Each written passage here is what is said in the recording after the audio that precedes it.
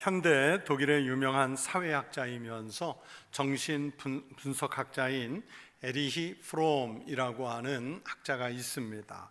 아마 이분의 이름은 잘 몰라도 이분의 대표적인 저서 소유냐 존재냐 하는 책은 아마 제목은 많이 들어보셨을 겁니다. 20세기에 쓴 책인데 벌써 고전의 반열에 올라가 있을 정도의 책입니다. 이 책에서 에리 프롬은 책 제목대로 인간을 두 가지의 유형으로 구분을 합니다. 책의 제목이 바로 그 유형을 상징하는 제목인데, 하나는 소유형 인간이고요, 그러면서 또 다른 하나는 존재형 인간, 이렇게 구분을 합니다. 소유형 인간은 무엇인가를 소유하는 일에 인생의 목적과 의미를 두는 사람이에요. 반면에 존재형 인간이란 인간답게 존재하는 데에 인생의 목적과 의미를 두고 사는 사람이라고 이분은 정의를 합니다. 그래서 이 두 유형의 인간은 행복관 자체가 달라요. 소유형 인간은 무엇인가 하나라도 내가 더 소유해야 행복하다고 여깁니다. 그런데 문제는 아무리 많이 소유해도 그 소유가 만족을 줄 수 없다는 사실이죠.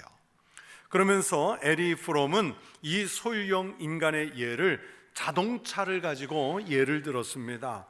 자동차를 가진 사람에게는요, 차가 매우 중요한 필수품이라는 것이죠. 그런데 자동차에 대해서 애정을 갖는데 차에 대한 애정은 잠깐 동안의 정사라, 하룻밤의 정사라, 그렇게까지 표현을 했어요.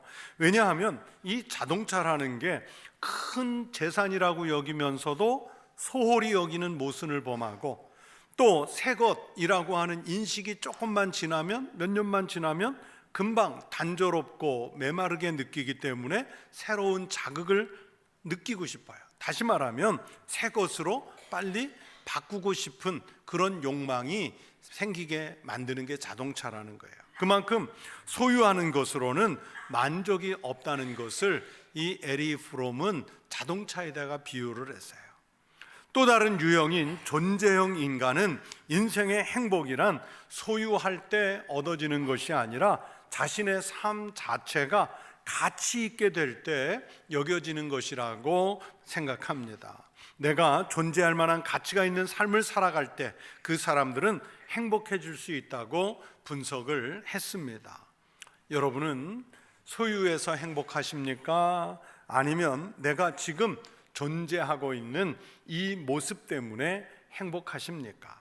안타깝지만 많은 사람들이요, 존재의 가치가 있어야, 내 존재감이 있어야 행복하다는 것은 알면서도 우리의 본능은 소유하면 행복한 줄로 알고 그 존재의 가치보다 오히려 소유하는 일에 집중하려고 하는 그런 모습을 보인다는 사실입니다. 그래서 다시 묻습니다. 여러분, 우리는 어떤 존재입니까? 무엇에서 여러분은 행복을 찾고 싶어 하십니까? 여러분, 우리가 놓치지 말아야 할 중요한 사실은 존재형 인간인데, 그 존재 중에서도 나는 하나님의 형상대로 창조된 존재라는 사실을 기억하는 것입니다. 하나님의 형상을 가졌다는 것은 하나님의 뜻에 부합한 삶을 살도록 창조되었다는 뜻입니다. 그래서 우리는 세상적인 것을 얼마나 소유했느냐 하는 것이 우리 행복의 기준이 아니라, 내가 하나님과 얼마나 가까이 있느냐, 얼마나 하나님과 동행하는 삶을 사느냐, 얼마나 하나님의 뜻을 헤아려서 살았느냐 하는 이런 신앙의 성숙도가 하나님의 형상으로 창조된 사람들의 행복을 결정하는 요인이 되는 것입니다. 그런데 우리가 하나님 앞에 존재로서 정말 행복하기를 원한다면, 여러분, 그 중에서도 제일 중요한 요소는 바로 감사입니다. 다름 아닌 감사예요. 감사가 있느냐 없느냐의 여부가 그 사람을 행복하게 하느냐 행복하지 못한 삶을 살게 하느냐는 그것을 결정하는 제1의 요인입니다. 오늘 성경이 말씀하죠. 범사에 감사하라. 이것이 그리스도 예수 안에서 너희를 향하신 하나님의 뜻이니라. 여러분, 이 말씀에서, 오늘 본문 말씀에서 범사라는 말은 조건이 없다는 뜻입니다. 환경을 고려하지 않는다는 뜻입니다. 형편을 고려하지 않는 것입니다. 그래서 이 범사에라는 말은 우리가 역경이나 고난 중에 있을 때까지를 다 포함해서 일컫는 말입니다. 그리고 이 단어의 진정한 의미는 사람이 스스로의 판단이나 경험에 의존하지 말아야 한다는 뜻을 담고 있습니다. 모든 궁극적인 기준이 하나님께 있다는 의미입니다. 현재의 불행한 사건이 있을지라도 눈을 들어서 하나님께서 베푸신 은혜를 곰곰이 생각해 보면 감사한 일을 발견할 수 있어요. 고난 중에도 감사를 찾아낼 수 있어요. 내 몸이 병들어 아픈 중에 있어도 그토록 강건하게 살도록 지금까지 인도하신 하나님의 은혜를 생각하면 또 감사할 수 있어요. 그래서 이 범사에 감사하는 것이 예수님 안에서 하나님의 뜻을 나타내는 것이라고 오늘 본문의 성경은 우리에게 말씀하고 있습니다. 이 말씀에서 범사에 감사하라 하는 말씀은 그래서 우리가 살아가는 평상의 삶에 감사하라는 말씀입니다. 기적이 일어나야만 감사하고 초자연적인 역사가 있어야만 감사하고 신앙에 무슨 특별한 체험이 있어야만 감사라는 것이 아닙니다. 부자가 되어야만 감사하고 병들었다가 병이 확 나야 감사하고 그런 감사가 아니에요. 자식이 하는 일마다 잘 돼야 감사하고 무슨 성공하고 출세해야 감사하고 그런 뜻이 아닙니다. 일상이 있으니 감사하고 할 일이 있으니 감사하고 일용할 양식을 먹으니 감사하고 주변에 가족이 있으니 감사하고 아멘 할 때까지 끝까지 할 거예요. 편하게 다닐 교회가 있으니 감사하고 좋은 나라에 살게 하시니 감사하고 공부할 수 있어서 감사하고 이웃이 있어서 감사하고 예수님 마음껏 믿으니 감사하고 이 평상의 감사잖아요. 왜 아멘에 감사가 없어요? 여러분, 우리가 사는 자리를 살피면 그 평범한 가운데 감사의 조건은요 수를 헤아릴 수가 없어요. 그냥 우리가 존재하는 그 자체가 감사한 게 얼마나 많은지요. 한 번은 제가 텔레비전에서 다큐 프로를 보는데 집안에 먼지가 얼마나 많은지요 육안으로 볼 수 없는 그 상황을 진단해 보는 거예요. 고성능 고화질 카메라를 갖고 자, 모범 그 모델이 되는 집에 갔는데 집은 깨끗하고 실내도 청소가 잘 되어 있어서 아주 깔끔하게 정돈된 방이었어요. 그런데 거기에다가 특수 카메라, 이제 고화질 고성능 카메라를 들이대니까 얼마나 많은 세균들과 벌레들이 집안에 우글거리는지를 몰라요. 카펫 위를 들여다보니까 사람의 몸에, 여러분 우리가 사람이 그냥 존재하면 거기에서 각질도 떨어지고 뭐 살도 떨어지고 뭐 비듬도 떨어지고 머리카락 떨어지잖아요. 거기 인간의 몸에서 떨어진 그 부스러기, 피부 부스러기들을 먹느라고요 많은 세균과 벌레들이요 그 화면 속에서 막 정신없이 왔다 갔다 하는 거예요. 보신 적 있으세요? 심지어는요 여기저기 알까지 까놨어요. 소파와 침대 및 우리가 덮고 자는 이불 속은요 그 카메라에 의하면 세균들의 가장 좋은 번식처예요. 우리가 매일 깔고 우리가 안고 우리가 덮는 그게 그렇더라고요. 제가 그걸 보며 생각했습니다. 야, 이건 눈이 너무 좋아서 이거 다 보이면 안 되겠다. 지금 안 보이는 거 적당하게 보이는 게 이게 참 감사하더라고요. 만약에 우리의 눈이 그 카메라보다 그 카메라 같아가지고 다 이 미세한 것이 보이면 우리가 얼마나 끔찍할까요? 그래서 제가 그걸 보면서 하나님 시력을 조절해서 적당히 보게 해주셔서 감사합니다 그랬어요. 오늘 말씀 준비하면서 이 눈인 그 프로그램이 생각났는데 그러다 보니까 또 귀가 이제 연구해 봐야겠다. 귀를 생각했잖아요. 만약에 내 귀가 지금보다 2배 정도 소리를 더 잘 듣게 된다면 어떤 일이 벌어질까? 아마 사람들은요, 저를 포함해 사람들은 다 신경쇠약증에 걸릴 거예요. 여러분, 여러분이 지금 살고 있는 이 지구가 얼마나 빨리 우주를 날아가는지 아세요? 시속 1670km. 자동차 타고 운전하고 갈 때 제가 만약에 130, 140 속도를 막 올려 고속도로를 달리면 옆에 앉은 가족들이 좀 천천히 가라고, 너무 빠르다고, 어지럽다고. 근데 여러분, 1670km로 지금 날아가고 있는데 어지러우세요? 나 지구에 앉아 있으니까 어지러워. 멀미하네요. 그런데 이 큰 지구, 이 땅덩어리가 엄청난 속도로 달리는데 여러분, 소리가 날까요, 안 날까요? 왜 안 나겠어요? 어마어마한 소리가 나는 거예요. 우리 사람이 들을 수 있는 영역 밖의 고주파 소리가 나는 거예요.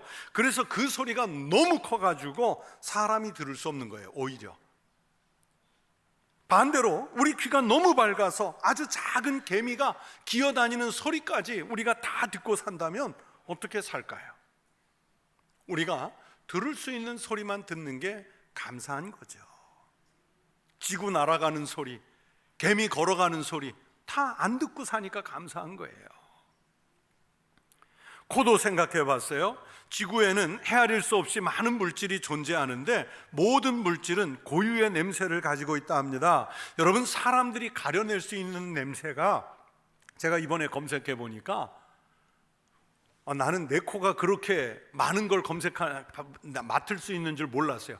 우리 사람의 정상적인 코가요 10만 가지를 구별할 수 있대요. 놀랍죠. 그런데 개의 후각에 비하면 아무것도 아니에요. 개의 후각은 우리 인간의 100만 배, 100만 배라고 합니다. 그래서 만약 우리가 진돗개나 세포트처럼 예민한 후각을 가지고 있다면 맡지 않아도 될 온갖 냄새 때문에 악취와 역겨움에 정신을 못 차릴 거예요. 그러므로 우리의 눈도 적당히 보고, 우리의 귀가 적당히 듣고, 우리의 코도 적당하게 맡을 수 있는 것만, 그 냄새를 맡을 수 있다는 사실이 얼마나 감사한 일인지요. 얼굴 하나만 놓고 봐도요 이렇게 감사해요. 범사에, 평소에, 평상에, 일상에 감사하는 게 그런 거예요. 그래서 넘쳐야 감사하고 많이 가져야 감사한 것이 아니라 지금 내게 주신 은혜를 감사할 때 그 삶이 행복하고 필요에 따라 더 많은 복을 주시는 하나님의 은혜를 누리게 될 줄로 믿습니다. 오늘 그리고 지금 가지고 있는 곳에 감사하는 성도 되시기를 축복합니다.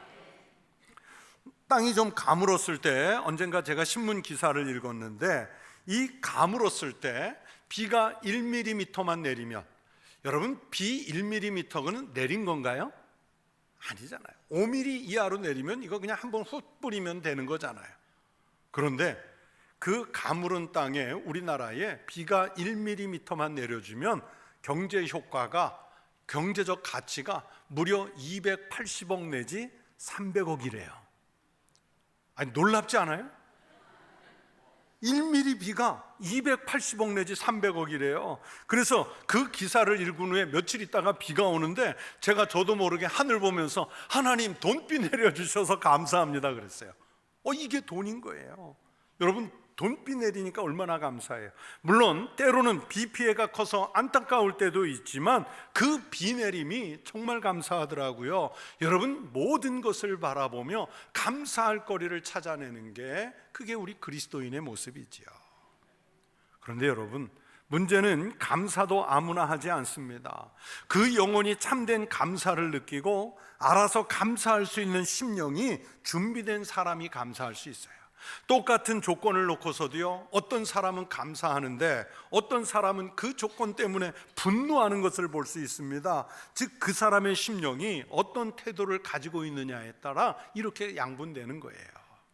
여러분, 감사할 수 있는 그 자체가 이미 은혜인 줄로 믿습니다. 그렇다면 감사의 은혜는 무엇일까? 제가 그 세 가지를 정의해 봤어요. 첫 번째는 감사는 믿음의 척도입니다.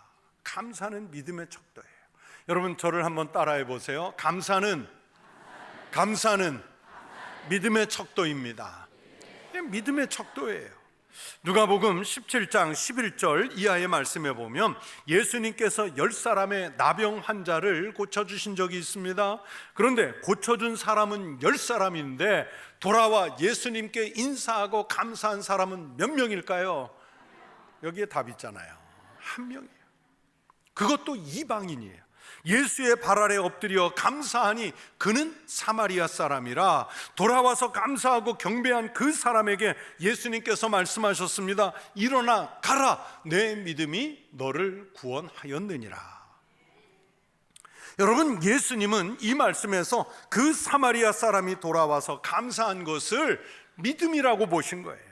믿음이 있는 사람은 감사가 있습니다. 반면에 믿음이 없는 사람은 아무리 큰 혜택을 받아도 감사가 없습니다. 여러분, 이 돌아오지 않은 9사람은요, 그들은 지금 천영 나병에서 고침받았잖아요. 가족들에게서, 이웃 공동체 속에서, 사회 속에서 따돌림 받았다가 고침받음으로 복귀할 수 있는 은혜를 받게 됐잖아요. 그러면 당연히 예수님께 먼저 달려와 감사해야 되는 것 아니겠습니까? 그런데 그들에게는 9사람에게는 믿음이 없었단 말이에요. 그래서 예수님은 돌아와 감사한 그 사마리아 사람에게 내 믿음이 너를 구원하였느니라 말씀하신 거예요. 믿음이 있는 사람은 감사가 있습니다. 반면에 믿음이 없는 사람은 감사가 없어요. 그래서 감사가 믿음의 척도입니다. 여러분, 신자와 불신자의 차이가 무엇이라고 생각하십니까? 로마서 1장 21절의 말씀을 들어보십시오. 하나님을 알되 하나님을 영화롭게도 아니하며 감사하지도 아니하고 오히려 그 생각이 허망하여지며 미련한 마음이 어두워졌나니, 경건하지 않은 사람들, 즉 불신자들은 하나님이 계신 것을 알면서도 하나님께 감사하지 않는다고 이 로마서 말씀에서 사도 바울이 지적하잖아요. 그러므로 반대로 경건하다는 것은 다른 말로 하면 감사할 줄 안다는 얘기와 같습니다. 여러분, 아무리 경건한 척해도요, 감사가 없으면 경건하지 않아요. 감사가 있으면 경건한 거예요. 하나님께 진심으로 감사할 수 있는 사람이 바른 그리스도인이라고 할 수 있습니다. 늘 감사하는 참된 성도 되시기를 축원합니다. 또 두 번째, 감사는 인격의 척도이기도 합니다. 여러분, 감사가 무엇의 척도라고요? 인격의 척도예요. 여러분, 고상한 사람일수록요 감사가 많습니다. 비열한 사람일수록요 원망과 불평을 쏟아냅니다. 목회하면서 보면요, 교인들을 볼 때 저 사람은 신앙이 좋다, 저 사람은 신앙이 나쁘다는 것을 무엇으로 보겠습니까? 물론 새벽기도 빠지지 않고 헌금 많이 하고 교회 대소사 다 간섭하면 믿음이 좋다고 봅니까? 물론 그것도 믿음을 보는 중요한 요소임에 분명하지만, 정말 믿음이 좋은 사람은 감사가 넘치는 것을 먼저 봅니다. 그리고 더 중요한 것은, 정말 믿음이 좋은 사람은 그래서 감사가 넘치면 인격이 부드러워지고요 온화해져요. 감사가 없는 사람은 목회자 앞에서건 다른 성도들 앞에서건 뭐가 잘못됐고 뭐가 부족하고 누구는 어떻고 저 사람은 이렇고 저렇고 하면서 불평을 얘기합니다. 그러면서 정작 자신의 인격은 뭐가나 있는 모습을 보지 못하지요. 남의 티는 보면서 자신의 눈 속에 있는 들보를 보지 못하는 그런 인격을 가진 거예요. 옛날 선인들이 얘기하시기를 원망은 망하는 백성의 기질이라고 했는데, 이것은 참 성경적입니다. 원망이 많은 나라, 원망이 많은 사람은요 망하게 돼 있어요. 반대로 감사가 많은 나라, 감사가 많은 사람은 형통하게 되어 있습니다. 그래서 제가 우리 성도들에게 종종 말씀드리는 게, 감사가 많고 간증이 많은 교회가 좋은 교회, 감사가 많고 간증이 많은 성도가 좋은 그리스도인이라고 자주 말씀드리잖아요. 이사야 선지자는 하나님을 무시하고 하나님을 원망하고 하나님의 은혜를 모르는 이스라엘 사람들에게 이렇게 선포했습니다. 하늘이여 들으라, 땅이여 귀를 기울이라. 여호와께서 말씀하시기를 내가 자식을 양육하였거늘 그들이 나를 거역하였도다. 소는 그 임자를 알고 나귀는 그 주인의 구유를 알건만은 이스라엘은 알지 못하고 나의 백성은 깨닫지 못하는도다 하셨도다. 짐승도 임자를 알아보는데 키운 자식 같은 이스라엘이 하나님을 알아보지 못해요. 하나님을 알아보지 못한다는 것은 감사가 없다는 것이 당연한 거죠. 여러분, 우리도 같이 자식을 키우는 입장인데 기껏 키워놨더니 그 자식이 자기가 스스로 큰 줄로 알고 부모가 해준 것에 대한 감사가 없이 당연한 것으로만 안다면 그 자식을 바른 자식이라고 할 수 있겠습니까? 은혜를 모르는 사람을 우리는 배은망덕하다 하지 않습니까? 여러분, 누가 효자이겠습니까? 부모에게 감사할 줄 아는 사람이 효자예요. 나라에 대해서 감사할 줄 아는 사람이 애국자입니다. 교회 다니면서 좋은 교회 주신 것에 대해 진심으로 감사할 수 있는 성도가 좋은 성도입니다. 하나님께 마음 깊은 곳으로부터 감사의 신앙 고백이 있는 사람이 하나님 보시기에 경건한 사람입니다. 인격이 고상한 사람은 그래서 감사를 많이 합니다. 모자란 인격을 가진 사람은 감사보다 불평과 원망이 많지요. 여러분의 인격이 감사를 잣대로 들이대 봐서 어느 인격인지를 판별해 보십시오. 감사가 많으면 좋은 인격이고 감사가 없으면 덜된 인격입니다. 감사가 넘치는 성도 되시기를 축원합니다. 끝으로 세 번째, 감사는 문화의 척도이기도 합니다. 무슨 척도라고요? 문화의 척도, 문명의 척도, 지성의 척도예요. 여러분, 야만인은요 감사할 줄 몰라요. 문명인, 지성인은 감사할 줄 아는 사람입니다. 여러분 보세요. 세상에서 공부 많이 했다고, 학위 받았다고, 지성인이라고 그가 다 문명인 같은가요? 오히려 더 폭력적이고 야만인보다, 원시인보다 더 못한 사람 얼마나 많습니까? 여러분, 감사할 줄 모르면 다 문명인이 아닌 거예요. 오래전 슈바이처 박사님 전기를 읽었는데 거기에 이런 대목이 있어요. 슈바이처 박사가 아프리카 선교사로 가서 그 가봉이라는 나라거든요. 병원을 세우고 병을 고쳐주었더니 처음에는 그 병원에 입원해서 병을 고침받고 퇴원하는 사람들이 이 슈바이처 박사와 병원 스태프들에게 돈을 달라는 겁니다. 내가 여기 병원에 와서 입원해 있는 동안 아파서 며칠 동안 고생하고 가는데 돈을 달라고, 여비 달라는 거예요. 병을 고쳐준 것에 대한 감사가 없는 거예요.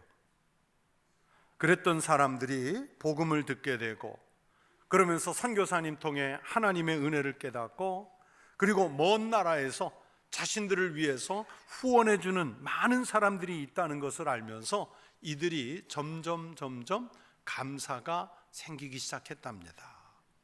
그래서 나중에는 이 병을 고침받은 사람들이 감사하니까 슈바이처 박사에게 계란을 가져오는 사람, 아니면 닭을 가져오는 사람, 아니면 농사 지은 것에 함로를 가져오는 사람, 감사가 그렇게 표현이 되더라는 거예요.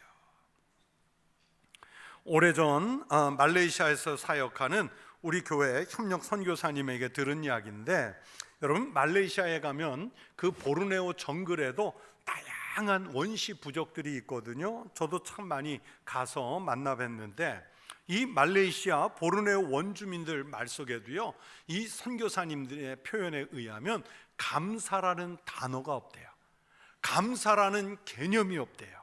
그래서 은혜를 입어도 감사하다는 표현이 없어요. 그래서 선교하면서 그분들에게 이 감사의 개념을 가르치는 게 너무 어렵다, 그 이야기를 해요.